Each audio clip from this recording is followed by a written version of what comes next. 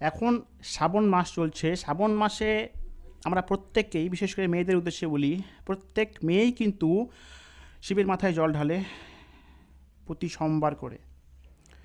এবং শিবের মাথায় জল ঢেলে যারা অবিবাহিত তারা এটা প্রার্থনা করে যেন বাবা ভোলানাথ তাদের জীবনে একজন ভালো স্বামী আনিয়ে দেয়। মেয়েদের এই আকাঙ্ক্ষাগুলো অবশ্যই থাকা স্বাভাবিক এবং মেয়েরা বাবা ভোলানাথের কাছে এই প্রার্থনাগুলো অবশ্যই করতে পারে। কিন্তু আমি মেয়েদের উদ্দেশ্যে এখানে কিছু কথা বলবো। কথাগুলো মেয়েদের খারাপ লাগবে, তাই মেয়েদের উদ্দেশ্যে এই কথাগুলো বলার পূর্বে আমি সেই সমস্ত মেয়েদের কাছে নত মস্তিষ্কে ক্ষমা প্রার্থনা করছি যে আমার বলা কথাগুলোকে খারাপভাবে নেবে না। একটু মনোযোগ দিয়ে বোঝার চেষ্টা করো। যদি বোঝার পর মনে হয় যে না আমি ভুল বলেছি, তবে তোমরা আমাকে যা ইচ্ছে তাই বলতে পারো। আমি তোমাদের শাস্তিকে মাথা পেতে গ্রহণ করব। কথা হচ্ছে তোমরা বাবা ভোলানাথের কাছে যা ইচ্ছা তাই চাইতে পারো, যেমন ইচ্ছা তেমন স্বামী প্রার্থনা করতে পারো। কিন্তু বাবা ভোলানাথের কাছে বাবা ভোলানাথের মতো অনেকে স্বামী প্রার্থনা করে থাকে যে বাবা ভোলানাথ, বাবা তোমার মতো স্বামী যেন আমি পেয়ে থাকি বা আমরা পেয়ে থাকি। কিন্তু একটা বিষয় ভাবো যে বাবা ভোলানাথের মতো স্বামী পাওয়ার পূর্বে তোমাদেরকে নিজেদেরকে যে পার্বতীর ন্যায়, মা পার্বতীর ন্যায় যে গুণবনী, মা পার্বতীর ন্যায় যে গুণবতী করে তুলতে হবে সেটা কি একবার ভেবেছ? অনেকেই ভাবে না।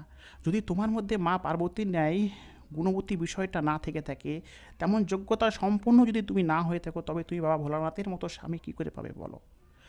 তুমি যেমন প্রকৃতি হও না কেন, তুমি যদি নিজে তেমন স্বামী পাওয়ার যোগ্য না হয়ে থাকো, তবে বাবা ভোলানাথ তোমাকে দেবেই বা কেন বলো? বাবার মতো স্বামী পেতে গেলে তোমাকেও মা পার্বতীর ন্যায় গুণবতী বানিয়ে তুলতে হবে বা গড়ে তুলতে হবে। যদি তুমি নিজেকে তেমন গড়ে তুলতে না পারো, তবে বাবা ভোলানাথের মতো স্বামী প্রার্থনা করাটাই তোমার ভুল।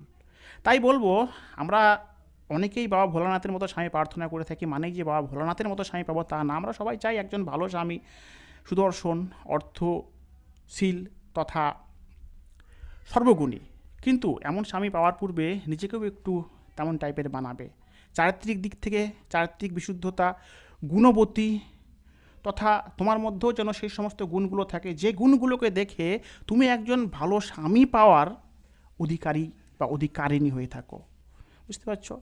আমার বলা কথাগুলো খারাপভাবে কেউ নেবে না, কেননা আমি কিন্তু তোমাদের উদ্দেশ্যে একটাই কথা বলতে চাই যে একজন ভালো ছেলে, একজন ভালো ছেলেকে স্বামী হিসাবে সেই প্রার্থনা করতে পারে যে নিজে ভালো। অনুরূপভাবে একটা ছেলেও কিন্তু একটা ভালো মেয়েকে তখনই প্রার্থনা করতে পারে যখন সে নিজে ভালো।